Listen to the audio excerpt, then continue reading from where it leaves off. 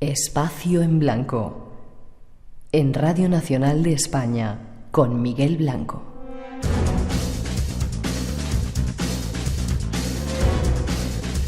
Son las 3:06, 2:06 en las Islas Canarias. Regresa al mundo del misterio. Segunda hora del Espacio en Blanco, y Elena Trapero, nuestra compañera, toma los mandos de nuestro mágico sonido y pregunta si los temas que van a continuación dan miedo. Tenemos una pequeña historia, un avance de algo que vamos a hacer en estos programas especiales de Navidad, en el que vamos a contar historias sobrenaturales, que es así que ponen los pelos de punta. Pero por ahora nos vamos hasta Brasil.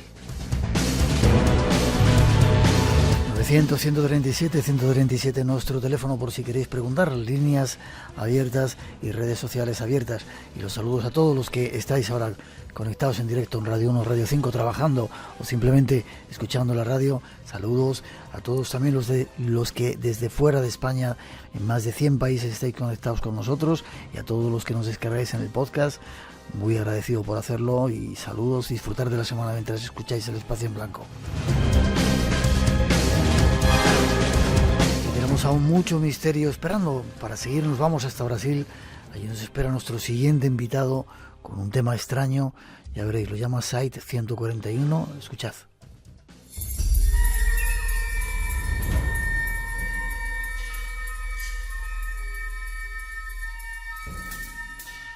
Viajamos hasta Brasil ahora para ir al encuentro de un doctor español que tiene algunas curiosas teorías acerca de la historia de nuestro mundo.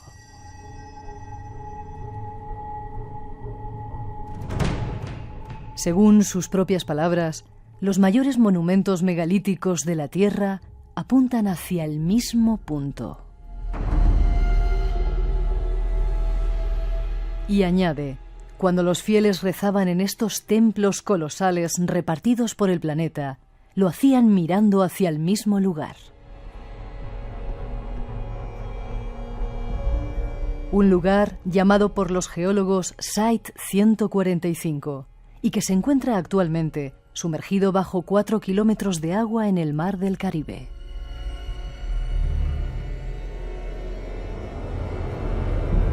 Site 145. ¿Qué significará? Esta noche queremos conocerlo y tenemos al mejor invitado para que nos lo explique.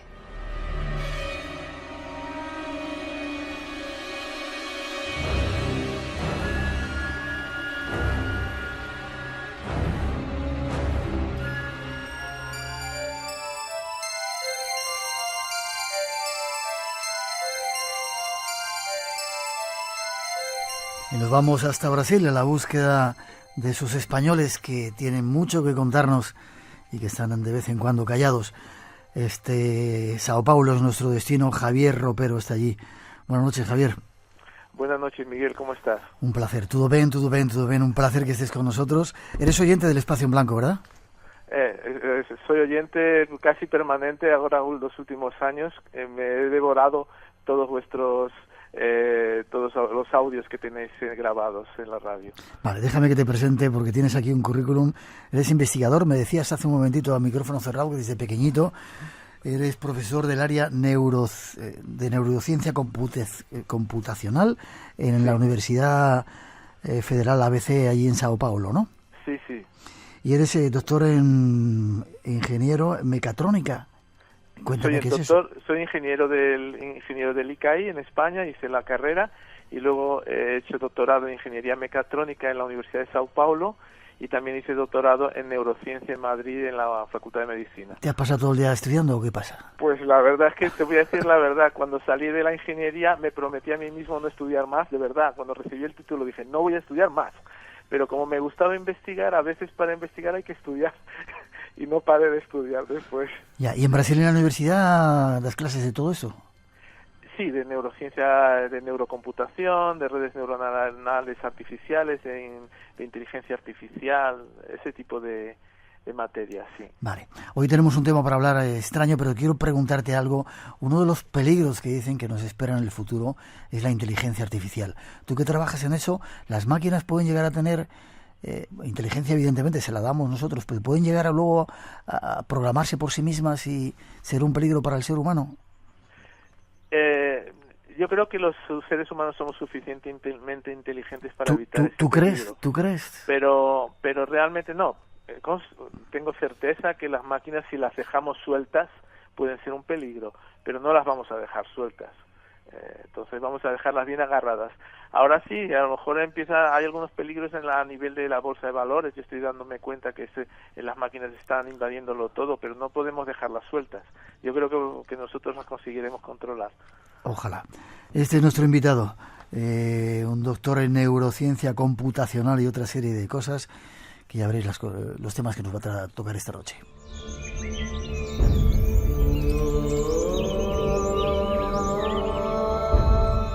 Aquí dice también que das clases de computación bioinspirada, computación evolutiva y conexionista, vida artificial, inteligencia artificial avanzada.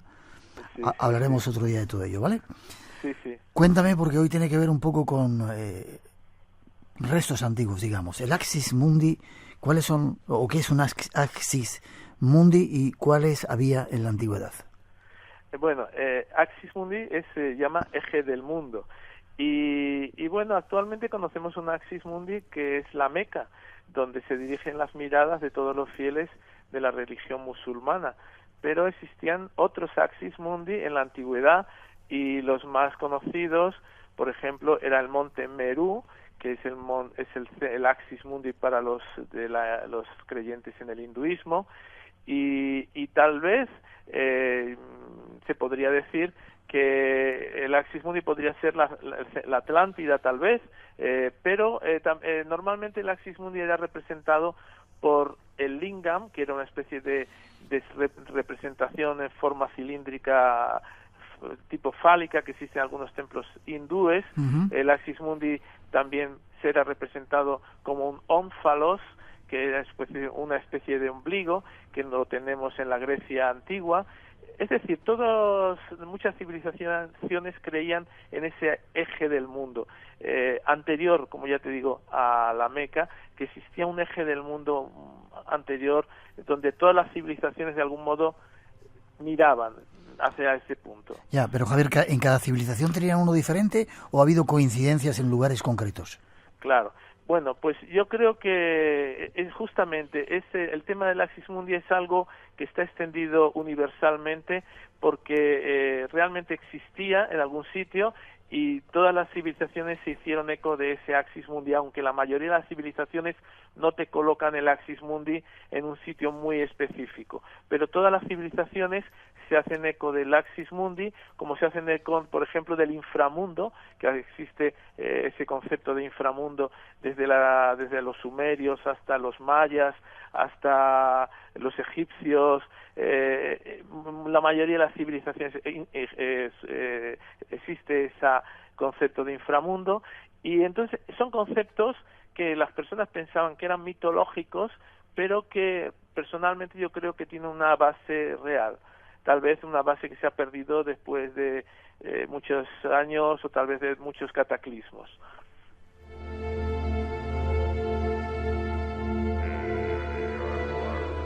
Muchas veces, hablando en nuestro programa de esto de historia antigua, mirando hacia atrás, parece que hay como una cortina de humo o de agua en el 10.000 antes de Cristo, es decir, hace unos 12.000 años, en el que el ser humano ha perdido la memoria y quizá no se encuentran restos arqueológicos para explicar que aquí había vida, y quizá una vida mucho más inteligente de lo que creemos hace mucho tiempo. ¿Cómo ves este asunto?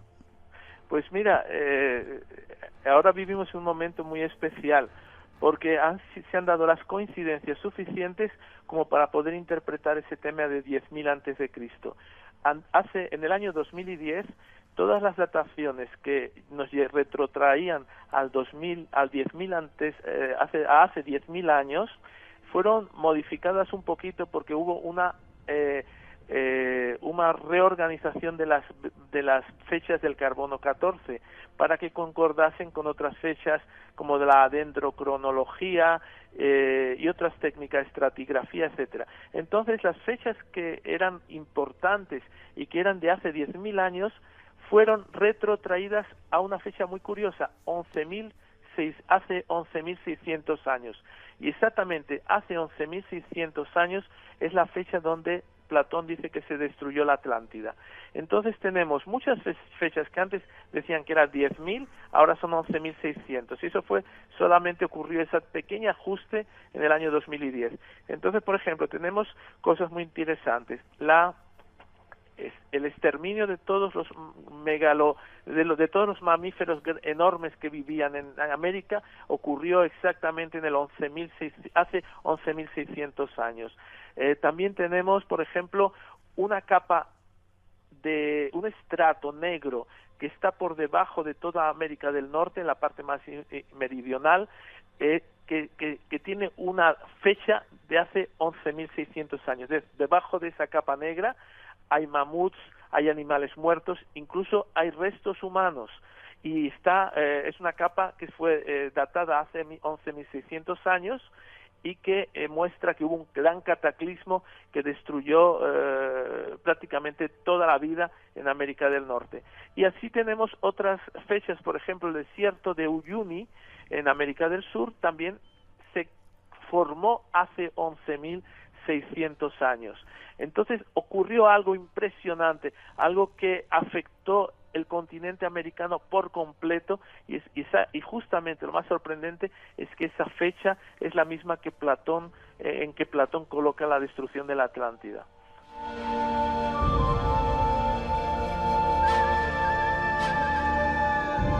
Tomamos nota de ese dato, Atlántida, y lo dejamos ahí un segundito. Y ahora nos vamos, si quieres, Javier, a buscar algunos monumentos construidos con piedras inmensas para tratar de montar esta especie de puzzle que esta noche estamos desarrollando. En todo el mundo parece que hay extraños monumentos que tienen la característica de piedras enormes, ¿no? Sí. Existen monumentos que nosotros seríamos incapaces de construir actualmente. Por ejemplo, la base del Monte del Templo en Jerusalén tiene piedras de 516 toneladas.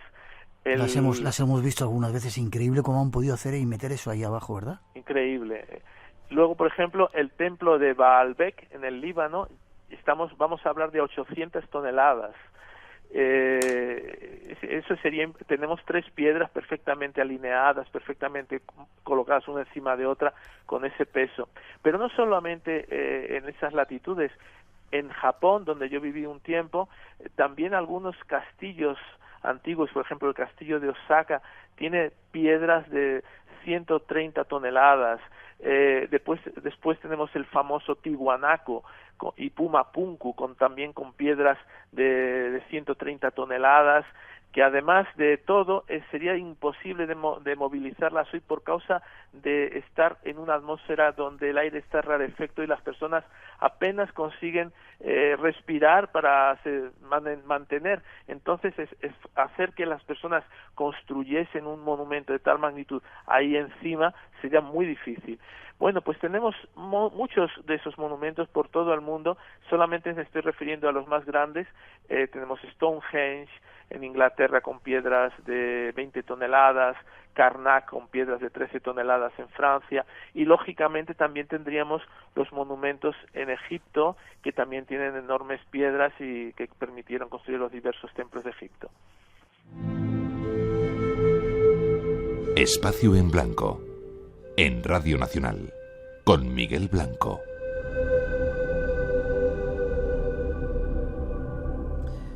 Y esta noche con nuestro invitado en Brasil.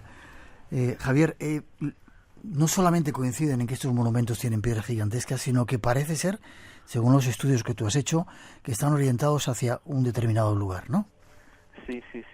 Es curioso porque hay 2 puntos importantes. En primer lugar, por causa de dar algunas clases que yo doy aquí en la universidad básicas para nivelar a los alumnos, a veces les hablo de unidades de numeración. Y una unidad que nunca pareció ser utilizada y que nos utilizamos frecuentemente ahora es el segundo, grados, minutos, segundo. Lo utilizamos en los sistemas de geoposicionamiento global actual. Bueno, pues esos monumentos que mostré antes, que te hablé antes, Pumapunku, el Monte del Templo, el Templo de Baalbek, etcétera, lo que más me sorprendió es que utilizan una unidad que utilizamos actualmente, el segundo de arco. Y ese segundo de arco nunca fue utilizado en la historia, nunca se supo. Solamente yo buscando esos templos, etcétera, comencé a medir las cosas con la herramienta que viene junto en el Google Earth, y en esa herramienta una de las posibles medidas es el segundo, y entonces me di cuenta que el segundo era omnipresente en los monumentos más grandes.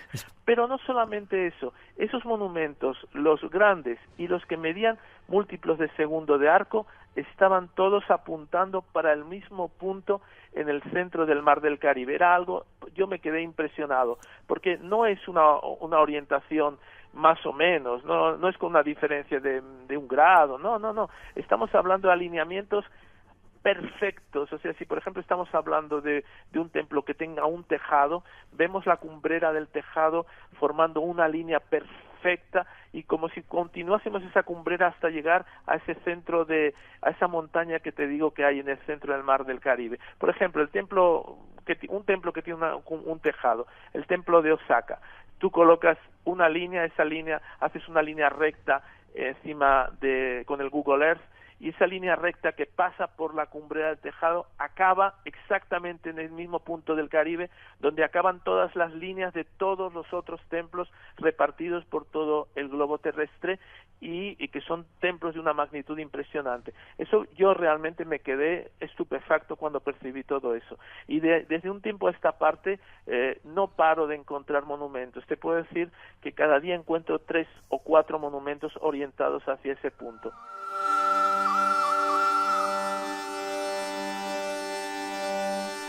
Javier, ya te has entusiasmado y te has lanzado a una carrera interestelar. Déjame matizar algunas cosas. Segundo de arco es una medida, segundos, minutos, etcétera, que se utiliza ahora. No se utilizaba en la antigüedad, y de repente tú has descubierto que estos edificios están construidos con esa medida. Sí. Tremendo, bueno, ¿no? Claro, con segundos. Bueno, nosotros sabemos perfectamente del colegio, ¿no?, que el círculo se divide en 360 grados, y ya vemos que el grado es una unidad pequeñita de ángulo, pero los sumerios dividieron ese grado en 60, y lo que resulta, que son minutos, lo dividieron en más 60. O sea, realmente es una sección, como si fuese un trozo de pizza tan fino, que es indespreciable. Entonces yo me pregunté, ¿para qué se le servía algo que era tan despreciable? Solamente si ese segundo fuese medido, ese arco fuese medido encima de la Tierra, y si medimos ese ángulo encima de la Tierra, obtenemos un pedacito de circunferencia de 31 metros aproximadamente, que es un segundo. Y lo más curioso es que los sumerios tenían, sí, además de la unidad angular, tenían una unidad de longitud, el codo. Y me sorprendió mucho porque un segundo son 60 codos. Entonces tenemos 360 grados, donde cada grado son 60 minutos, donde cada minuto son 60 segundos. Ahora, donde 60 segundos donde cada segundo es 60 codos. Y luego lo que más me llamó la atención, ya me quedé impresionado, fue que para medidas más pequeñas los sumerios utilizaban el grano de cebada, porque el grano de cebada, 60 granos de cebada es un codo. Y aparentemente puede parecer una medida poco precisa, pero si tú vas a la Wikipedia y buscas la unidad pulgada, que es la unidad que se utiliza en Inglaterra para medir cosas pequeñas, la unidad pulgada fue desarrollada a partir de 3 granos de cebada. Entonces es muy curioso, ¿no?, porque tenemos todo encajado perfectamente. El ser humano más o menos mide un codo, por eso tal vez se dice que el ser humano es la medida de todas las cosas, pero es curioso porque cada codo mide 60 granos de cebado. Entonces podríamos así jocosamente preguntarnos, ¿será que es la cerveza la medida de las cosas y no el ser humano? Entonces para un poquito aquí, vamos a tomar algo. Sí, vamos a tomar algo.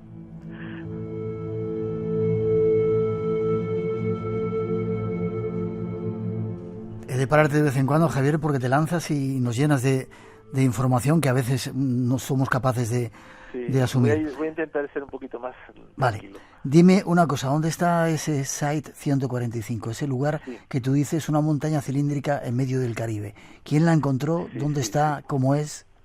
Sí.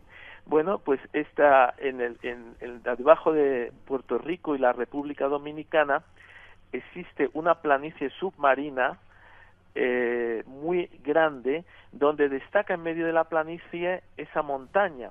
Y esa montaña fue investigada por un navío americano, el Glomar Challenger, que fue utilizado para misiones de espionaje y de recuperación de submarinos soviéticos. Pero una vez que se recuperaron esos submarinos y que ya entró la Guerra Fría, el Glomar Challenger se dedicó a hacer prospecciones a lo largo de todos los océanos. Y uno de las prospecciones fue este punto en medio del Mar del Caribe, que es el Site 145. Cualquier uno de nosotros podemos encontrar ese Site 145 simplemente colocándolo en el Google, Site 145. Nos va a llevar al paper, al artículo científico que fue desarrollado a partir de los descubrimientos que hizo ese navío en ese punto. Y lo que nosotros tenemos en ese punto es sorprendente, porque es una especie de montaña de 3 millas náuticas de diámetro que tiene una forma cilíndrica. O sea, no es una montaña común, no es forma cónica, es forma cilíndrica, un poquito redonda en la parte superior. Como si fuera un lingam, de esos de los que hablábamos como antes, si fuese una piedra lingam. Se parece idéntico, porque además dolerita, que es una piedra basáltica negra, igual que los lingam, es idéntico a un lingam, o sea, más así, o los lingam más clásicos, un cilindro recto, bien con caras más o menos rectas, y una parte superior un poquito redonda. ¿Altura? Sin grandes altura. La altura no es inmensa, la altura debe ser unos 400 metros de altura, pero lo que llama la atención es justamente esas dimensiones, como si hubiese alguien cogido una montaña y la hubiese recortado las laderas, dejando la montaña como si fuese todas las laderas recortadas, de tal modo que se quedó solamente el eje central y la cumbre. En medio de una planicie, en el Caribe, se encuentra esta pequeña montañita con forma de lingam. ¿Qué quieres decir con que como si lo hubieran hecho a propósito o fuera artificial? Yo no sé si es artificial o no. Lo que es curioso así, lo que me llama mucho la atención, es que muchos de los monumentos que están orientados hacia ese punto tienen un lingam dentro del monumento, o sea, es la parte, el Sancta Sanctorum de ese monumento, debajo de la cúpula principal, por ejemplo en Kailash o en Angkor Wat o en otros monumentos de la India, por ejemplo, existe ese lingam. Por ejemplo, existen también lingams en España, por ejemplo, en el Cerro del Carambolo se encontró un lingam, un betilo llamado betilo, y en Cancho Roano existe una especie de altar donde posiblemente pudiese colocarse una especie de piedra en forma cilíndrica, betilo, en otros monumentos también. Entonces lo que más llama la atención es que esos monumentos con lingam apunten a ese gran lingam que existe en medio del Mar del Caribe. Pero lo que más llama la atención es que ese gran lingam que existe en medio del Mar del Caribe está sumergido bajo 4 kilómetros de agua. O sea, ni un submarino nuclear podría llegar hoy a ese monumento. Solamente el navío americano consiguió sí hacer unas prospecciones porque tenía bastantes herramientas y bastantes artilugios para llegar a él. Pero un submarino nuclear, por ejemplo, no podría llegar porque está súper profundo. Pero lo curioso es, estando tan profundo, ¿cómo es posible que todos esos otros monumentos de la Tierra sepan que debajo de ese agua hay un monumento que está con esa forma? Eso llama muchísimo la atención.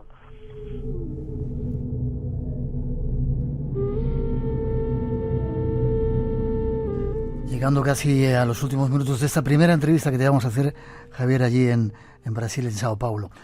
Estás dando a entender que esa montaña quizá, o ese Lingam, ese Site 145, quizá antes estaba más en la superficie y que una catástrofe lo hizo hundirse. Sí, bueno, realmente es la única explicación, porque si no, no es posible que los antiguos construyesen monumentos con lingams apuntando para un lingam. Además, en esa región del Caribe es curioso porque lo que llama mucho la atención es que los corales marinos, los arrecifes de corales marinos, las primeras dataciones empiezan hace 11.600 años. ¿Qué significa? Que comenzaron a crearse arrecifes de coral en esa región a partir de hace 11.600 años. Antes no había océano, estaba seco. Y curiosamente los indios taínos de las regiones lateral de la República Dominicana, de Puerto Rico, mencionan que hubo un gran diluvio y que donde había tierra seca ahora es el mar del Caribe, y que las montañas que existían en esa tierra seca ahora son las Islas Antillas. Entonces, a nivel antropológico tenemos, digamos, constancia de ese gran diluvio realmente que invadió toda esa región y que otras personas podrían llamarla inframundo, esa región, Xibalba, Diné, etcétera. O sea, sí, era una región un poquito profunda que cuando el agua del mar subió durante la última glaciación, ese agua invadió esa barrera montañosa que existía alrededor, que la protegía, y ahí hubo un gran cataclismo que hizo que esa montaña, ese lingam y todo lo que había ahí en ese valle se sumergiese. Vale. En España, casi por ir terminando, has dicho que había lingam en Cancho Roano, el Cerro del Carambolo, en Segóbriga también, sí. Turóbriga, en Tiermes, el Dolmen de Alberite, el Dolmen de la Pastora, la Bastida de Les Aleuses, con Plutum. Todos esos lugares tienen ese betilo, esa construcción parecida al lingam. La verdad, no todas. Todas esas construcciones apuntan para ese lingam del Caribe, pero no todas tienen betilo. O sea, solamente se fue encontrado betilo, por ejemplo, en Cancho Roano. Se sabe que hay un altar donde podría colocarse un betilo. En el Cerro de Carambolo físicamente se encontró ese betilo. Uh-huh. En el Dolmen de Alberite también tenemos en el Dolmen de Alberite un betilo. Y en el Cerro Ventaiga también tenemos una especie de altar donde podría colocarse un betilo, y tenemos varios locales donde se puede colocar, pero lo que llama más la atención, que todos esos monumentos, yacimientos arqueológicos que están siendo descubiertos recientemente, llama la atención poderosamente que si tú prolongas el eje de esos yacimientos, o sea, la avenida mayor, las paredes de ese yacimiento hacia el Océano Atlántico, todos esos monumentos convergen sus paredes hacia ese Site 145. Vale. Dos últimas preguntas. ¿Hay más lugares como este Site 145 o no se han encontrado todavía? ¿O quizás este sea un Axis Mundi desconocido que tú has descubierto? Bueno, yo la verdad no he conocido ningún otro Axis Mundi como el Site 145. No se puede aplicar a otros ejes. Lo que más me está sorprendiendo actualmente así es que, por ejemplo, en España muchos cerros apuntan para ese lugar. Por ejemplo, simplemente en Madrid tenemos una serie de cerros perfectamente alineados, por ejemplo, que es el Cerro Almodóvar, el Cerro de San Juan del Viso, Cerro Echeomo. Son 3-4 cerros, montañas con la parte superior completamente lisa, y todos esos cerros juntos forman una especie de camino que apunta para ese lugar. Y además de todo eso, en Madrid mismo, encima de esos cerros se han encontrado yacimientos arqueológicos, oppidum, que son restos romanos que fueron edificados sobre otros monumentos, y todos alineados perfectamente. Otra cosa que es sorprendente y cada vez me sorprende más son los castillos. Los castillos también fueron edificados en cerros.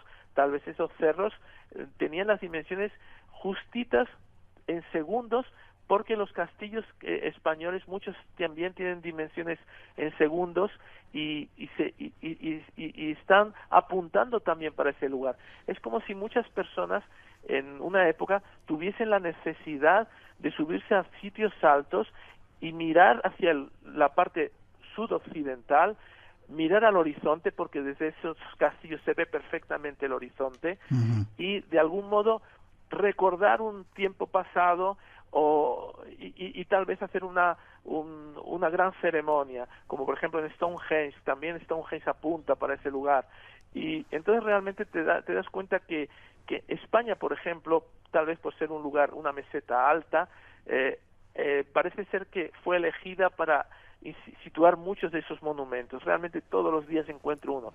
Lo que más me llama la atención, a ti tal vez no te gustará mucho que te lo diga, es que en Egipto no hay ni un monumento apuntando para ese lugar. Vale, sí, me gusta, ¿cómo no me va a gustar? Déjame que termine con dos cositas. Y eso que son de mis sitios favoritos, Egipto, como mucho Brasil también es otro de mis sitios favoritos.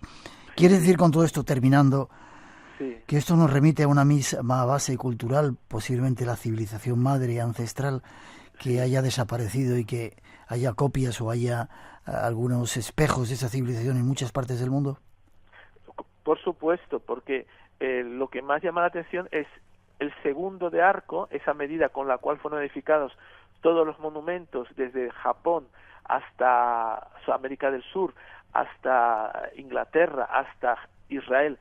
Todos tienen ese segundo clarísimamente, o sea, medidas de 1, 2, 3 segundos. Eso ya te da una base cultural común. Y luego todos apuntan para el mismo sitio.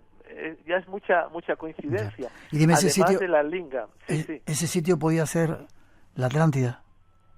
Pues mira, ¿sabes lo curioso? Yo lo dudé mucho porque quería saber lo que era.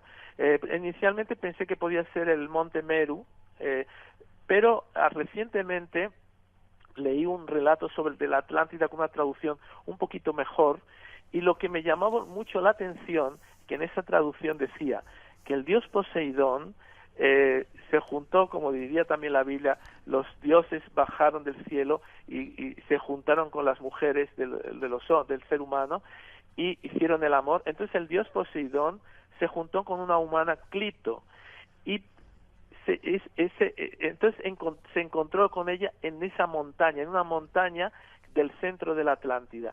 Y para que hubiese mayor intimidad entre ellos, el dios Poseidón, y eso lo dice perfectamente la traducción, y la he consultado con varias personas que saben bien de traducciones, el dios Poseidón cortó todas las laderas de la montaña. Y si nosotros tenemos una montaña y le quitamos todas las laderas, ¿qué es lo que queda? Queda una especie de lingam. Pero lo que más llama la atención, ya solo para terminar, es que Poseidón significa imagen fálica, y Clito, que era la humana, sabemos todos lo que puede significar. Entonces el dios Poseidón, el lingam, todo eso coincide y hace que ese punto muy posiblemente pueda ser el centro de la Atlántida, la montaña central de la Atlántida. Hablaremos de ello en otro momento. Javier, ¿o te has pasado de estudiar y te has quedado ya por ahí colgado en algún sitio? ¿O eres un genio? Espera que te despido. Muy bien.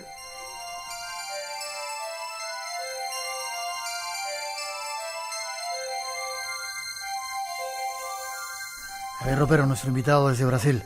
Dime, forma de contacto contigo, si hay alguien que quiera saber más cosas de todo esto.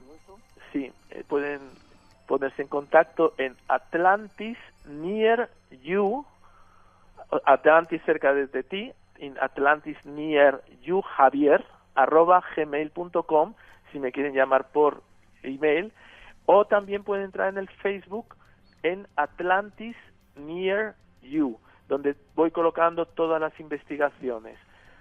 Ha sido un placer, Javier, que hayas estado con nosotros. Gracias por habernos mandado esa información, por ser oyente del Espacio en Blanco, y que podamos compartir muchas madrugadas, incluso viajes a ese lugar, al Site 145. No estaría mal. Es un placer estar con vosotros y poder haber hablado esta noche con vosotros. Fuerte abrazo, te deseo todo lo mejor. Un abrazo. Hasta pronto. Luego. Adiós.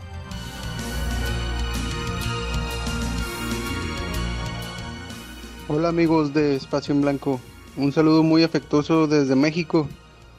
Nunca nos perdemos su programa aquí, yo y mi familia en Monterrey, Nuevo León. Un saludo. Memoria de Delfín, con Arturo Martín Lafuente. Esta semana les invito a recorrer el Camino de Santiago, declarado Patrimonio de la Humanidad por la UNESCO en diciembre de 1993. Estas son las mañanitas. Y también recordaremos la película Belle Époque con Miriam Díaz Aroca. ¡Que viva! ¡Que viva! Memoria de Delfín. No se lo pierdan. Despierta. Los lunes a las 3 de la madrugada es hora de Radio Nacional de España. Mensajeros de la Paz, el Padre Ángel y el Espacio en Blanco quieren invitarte a una experiencia única. Será el miércoles día 20 de diciembre en la Iglesia de San Antón de Madrid, a partir de las 8 de la tarde. No te pierdas esta ocasión única de sentir el misterio de la Navidad. En Radio Nacional, dentro del Espacio en Blanco, estás invitado. Te esperamos.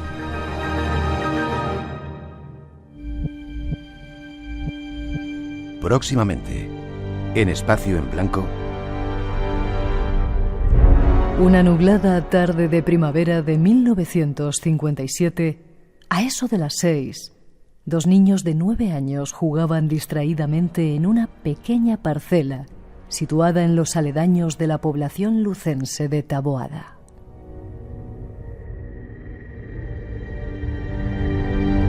Desde hacía algún tiempo habían adoptado aquel terreno como su reducto favorito de esparcimiento.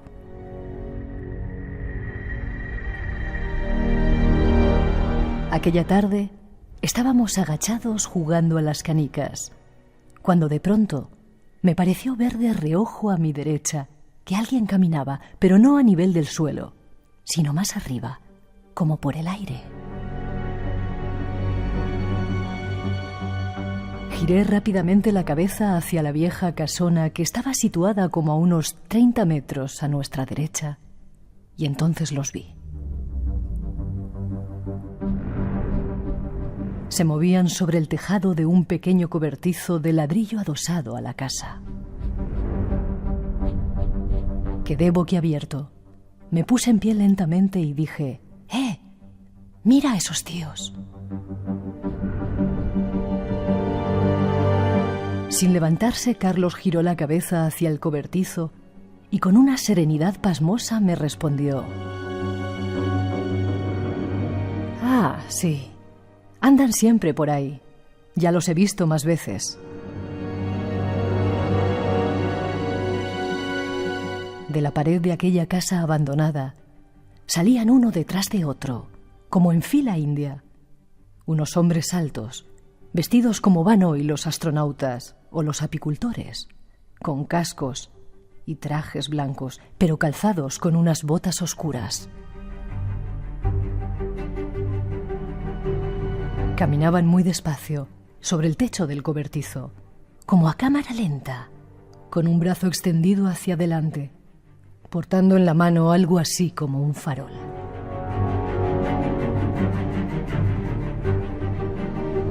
Es otro ejemplo de esas visiones de lo sobrenatural.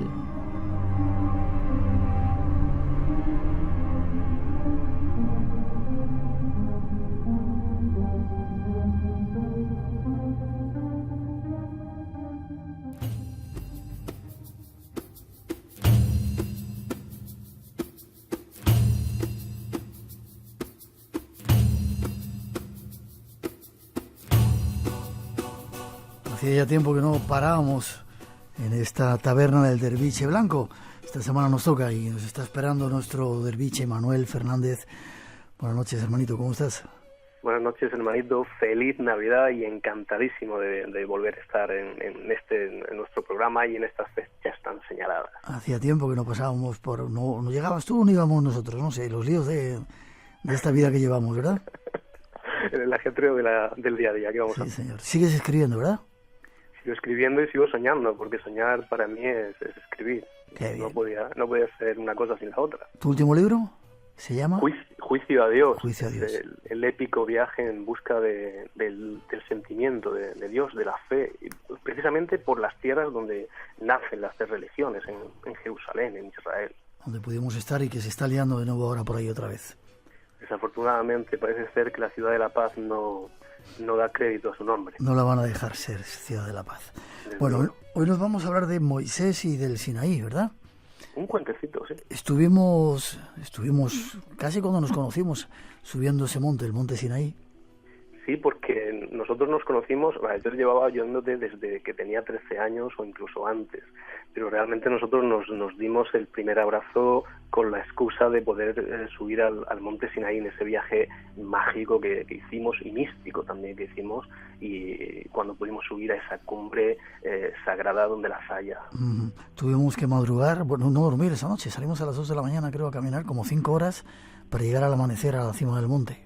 Y además recuerdo que delante de nosotros estaba el monasterio Santa Catalina, entre la oscuridad de la noche, algunas lucecitas delante de nosotros nos precedían como una serpiente de peregrinos, hasta que al final pudimos ver esa silueta majestuosa del monte Moisés y empezamos el ascenso.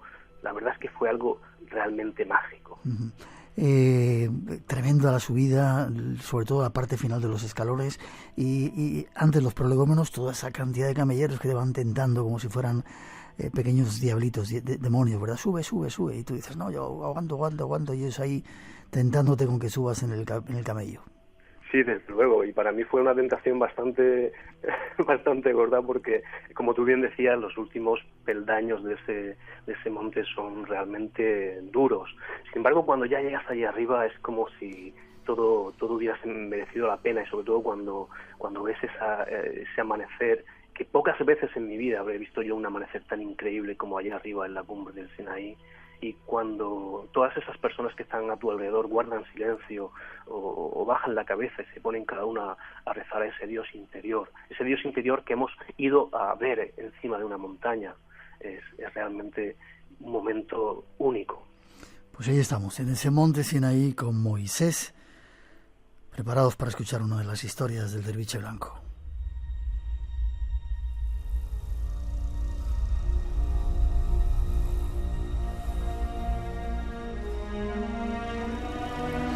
Ahí, Manuel, es donde sitúas la acción de este cuento, que no sé si has escrito tú, seguro, porque yo no sé cómo eres capaz de escribir tanto y tan bonito. Yo he tenido la fortuna de adaptar este cuento, pero la autoría no es mía. Desconozco el autor, pero desde aquí le doy profundamente las gracias porque es un cuento que toca el corazón. Vale. ¿Tiene que ver con Moisés y con el monte Sinaí? Cuando quieras. Sí, así es. Pues dicen que en cierta ocasión Dios llamó a Moisés desde el Sinaí y le pidió que le subiera a una persona con un corazón perfecto. Cuando bajó del monte, Moisés congregó a la multitud, eligió a un joven cuyo corazón no tenía ninguna marca y lo subió ante la presencia de Dios. No obstante, al ver al muchacho, Dios preguntó: Moisés, te he pedido que me trajeras a alguien con un corazón perfecto. ¿Por qué me subes a este? Anda, baja y tráeme lo que te he pedido.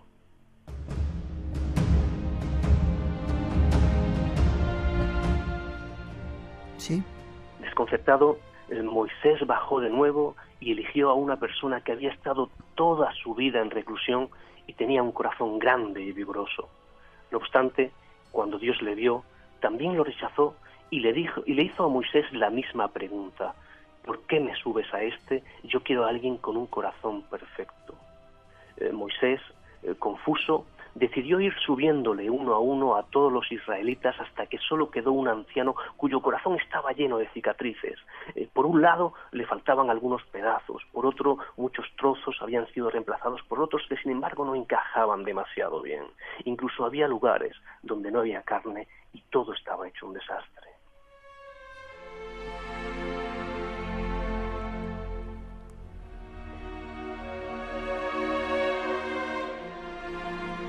Embargo, cuando Dios vio al anciano, se alegró mucho y dijo: sí, este es el corazón más bello que he visto nunca, este es un corazón semejante al mío.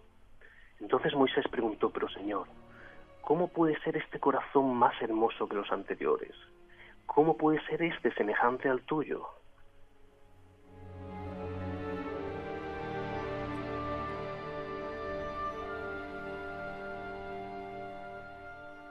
¿Y Dios le contestó?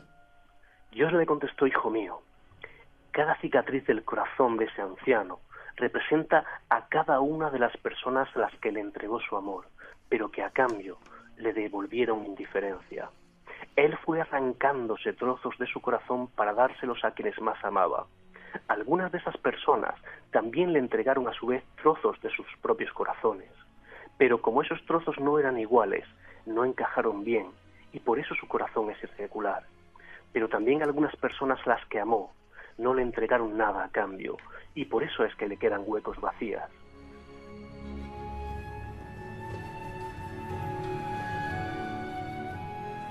Y Dios siguió hablando. Querido Moisés, si pudieras mirar mi corazón, verías que es igual que el de ese pobre hombre. Dar amor es arriesgar, pero a pesar del dolor de las heridas, igualmente deberíamos seguir amando, porque eso nos da esperanza para pensar que quizás algún día las personas que nos hicieron daño regresen y llenen el vacío que dejaron en nosotros. ¿Comprendes, hijo mío, ahora qué es un corazón verdaderamente hermoso y perfecto? ¿Y qué ocurrió? Pues ocurrió que Moisés, llorando, se arrancó un trozo de su corazón y se lo ofreció a Dios. Dios, sonriendo, se arrancó un trozo del suyo y se lo dio a Moisés, tapando así la herida que había quedado abierta. La pieza se amoldó, pero no a la perfección. Entonces Moisés miró su corazón y vio que ya no era simétrico, pero que en cambio sentía el amor de Dios fluyendo en su interior. Así comprendió que un corazón perfecto es aquel que es capaz de dar amor. Miguel, pase lo que pase.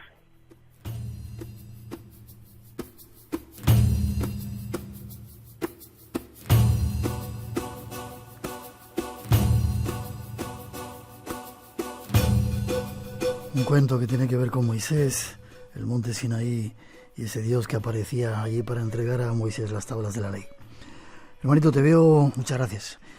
Gracias a ti. Te veo prontito en la iglesia de San Antón, en ese programa especial. Estupendo. Y como un apunte, sí, quiero decir que aunque haya personas que intenten insultar ese amor, burlarse de ese amor, matar ese amor, a los 3 días ese amor volverá a renacer, volverá a resucitar, porque un amor así no puede morir. Amén. ¿Forma de contacto contigo? Pues todas las vías que tenemos de Espacio en Blanco, el email, el Face, el Twitter, el móvil y de forma más personalizada la página de la Taberna del Derviche de Facebook. Muchas gracias, te veo prontito. Muchas gracias a vosotros, un abrazo fuerte y que Dios nos bendiga a todos. Así sea, hasta pronto. Hasta pronto.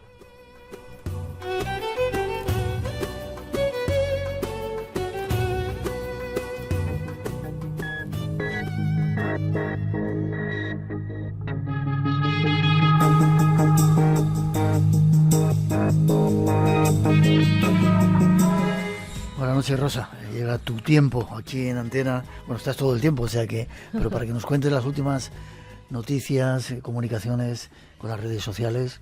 Pues la verdad es que son muchas porque nos llegan muchos mensajes a través de nuestro compañero Ramón Álvarez, que todos sabéis que tiene un número de WhatsApp al que podéis escribir al 652035934, y allí nos han llegado mensajes como el de Claudia, que dice que nos escucha desde Argentina, y su novio, que también lo hace, pero desde Madrid, y ambos nos cuentan que se sienten conectados gracias a nuestro programa. Un mensaje muy bonito. Luego también dar las gracias a José Antonio Vicente Peregrina, que nos ha mandado unas fotos desde la ermita de Santa María de Melide, a Coruña, y a Mara, que nos escribe felicitándonos las Navidades, ya, desde Guipúzcoa. Luego hemos tenido un mensaje muy bonito, también a través de Ramón, desde el condado de Tonbridge, en Reino Unido, de Candy Lovett, muy cerca de Stonehenge, que casualmente después, en el programa...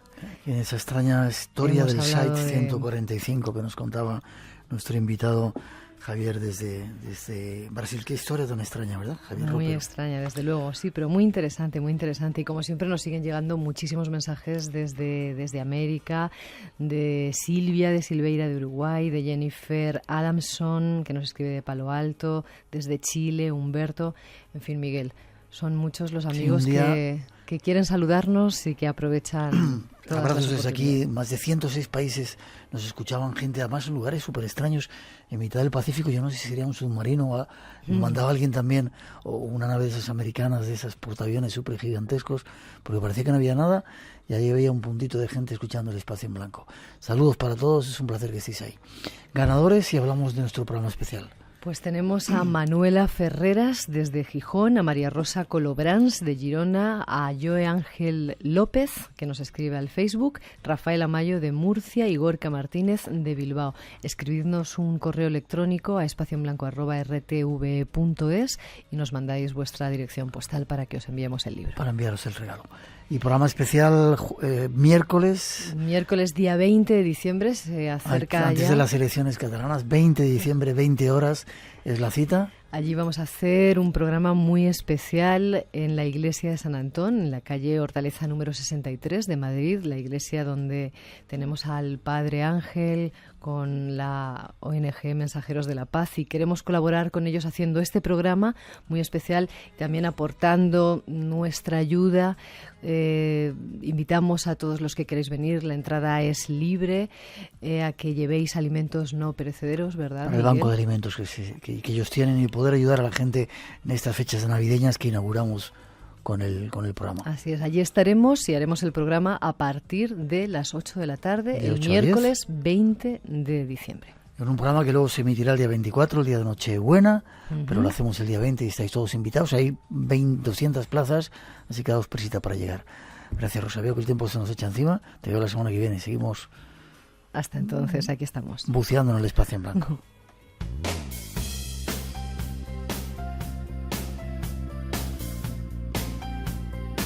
Y nosotros por hoy terminamos. Las gracias a todos por la compañía. Ha sido un placer pasar estas 2 horas. Ojalá os hayan entretenido, os hayan dado algún dato interesante y os hayan hecho un poco pensar en estos mundos de los misterios. Volvemos en 7 días, tenemos mucho que contaros. Recordar esa fecha, 20 de diciembre, 20 horas, nuestro programa especial.